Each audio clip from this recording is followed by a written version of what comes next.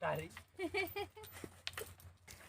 હવે પાછા પાણી વાળવાનું થશે ત્યારે જો પાદર ઊભી છે આજો મજા આવે કે મજા આવે કે મોજે મોજ કહેવાય અને જલસાત કહેવાય આનંદ. હેલો દોસ્તો, ગુડ મોર્નિંગ. કેમ છો? મજામાં તમે બધા? અમે મજામાં. તમે જોઈ શકો છો કે મશીન ચાલુ થઈ ગયું છે સવારમાં અને 2 પારિયા પાણી થઈ ગયું છે. નાસ્તો કરી લીધો. સંગીતા મકાઈનો રોટલો અને દૂધ બનાવી દીધું સરસ. તો આ નાકા વાળવા માટે ઊભી છે અહીંયા. મારે પેલી બાજુ સફાઈ કરવા જવાનું છે, પણ રાત્રે સુવા માટે શું બનાવ્યું છે અમારે જોવો તારે. ખેડૂતનો મહેલ જે શું જોઈએ અમે 2 જણ તો કેવા લાગીએ.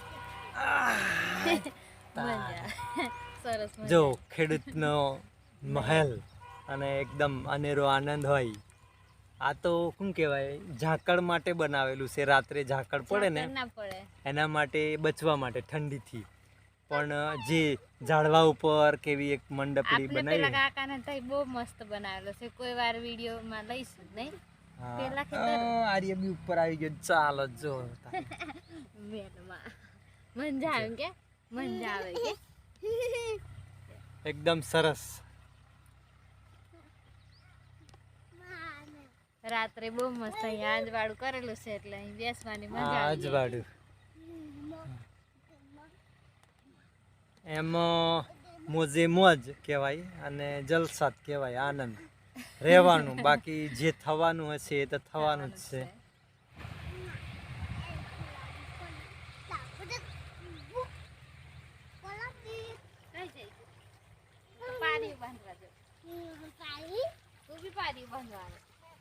પાણી બહુ ઠંડુ છે. સારું ઠંડુ છે. આવતો નહીં. જો પાદર ઊભી છે આજો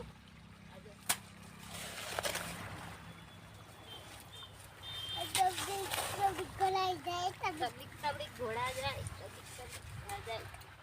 એને મજા આવે એટલે જુઓ ને. તબડીક ઘોડા જાય ને લાગી જાય પાવડો.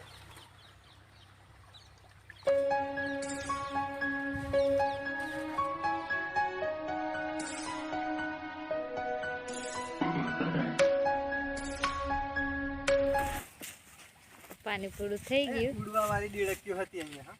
એવું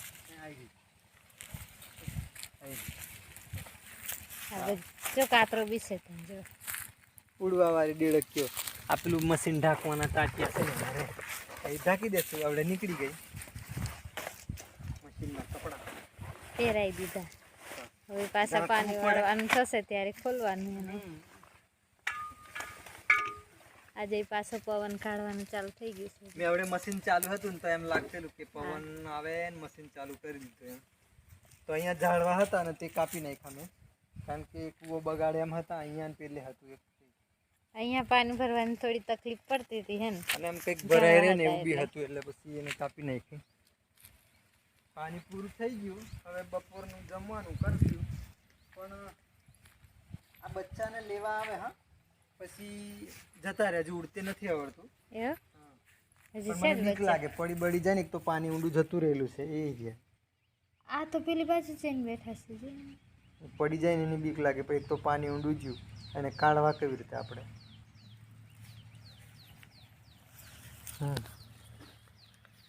પાછું 1 વાગી જશે ને કે તમને લેવા જવાનું થાય. આવું થાય છે. થોડુંક દોડાદોડી વધારે રહી છે. શિયાળાનો શિયાળાનો દિવસ હોય ને એટલે એમ કેવું કહેવાય, તરત જ વાર મેં એમ સાંજ હમણાં જો આ બાજુ સુરત જતો વધારે ફૂટી ગયું તો વધારે થોડું પાણી આવી ગયું. મેં પેલી બાજુ ચાલો હવે ખાઈ લેશું. આપણે ખાઈને ખેતરને લેવા જાઉં. મેં ફટાફટ લઈ આવીશું. વાડી આવી દેખાય છે. મકાઈમાં પાણી વાળી દીધું બપોરે અને ખેતરને લઈ આવ્યા. સાંજના કામમાં લાગ્યા. આજે હેન્ડપંપ બગડી ગયો એટલે બધું કામ આપણે મોટરથી થશે હવે પાછું. એવું છે.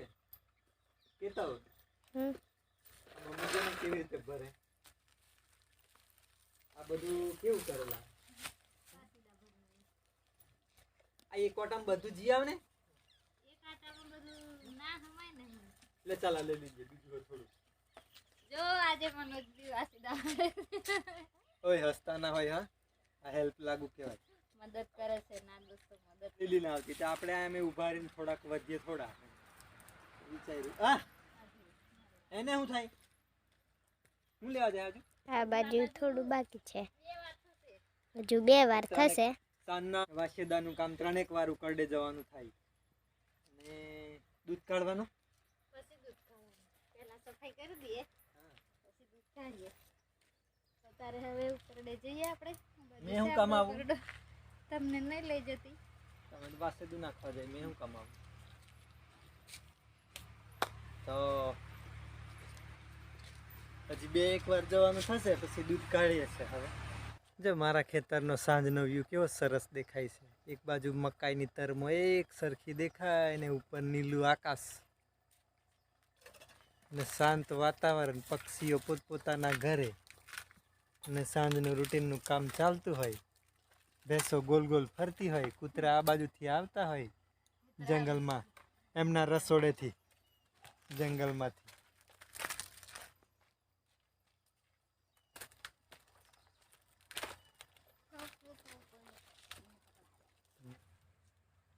તારી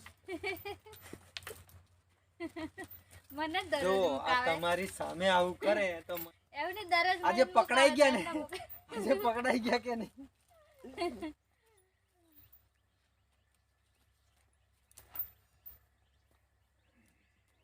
દાદી અહીંયા કંઈક કામ કરે છે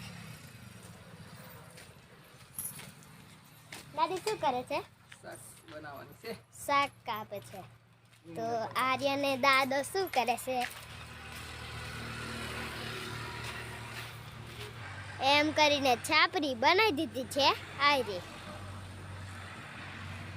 તો દાદાને ઠંડી લાગી એટલા માટે ઝૂંપડી અવલ કરી દીધેલી છે અને આર્ય અને બધા આ બાજુ ઘરે જાય છે હવે અને મેં અહીંયા તો આજનો વિડીયો અહીંયા સુધી રાખીશું ત્યાં સુધી બધાને આવજો બાય બાય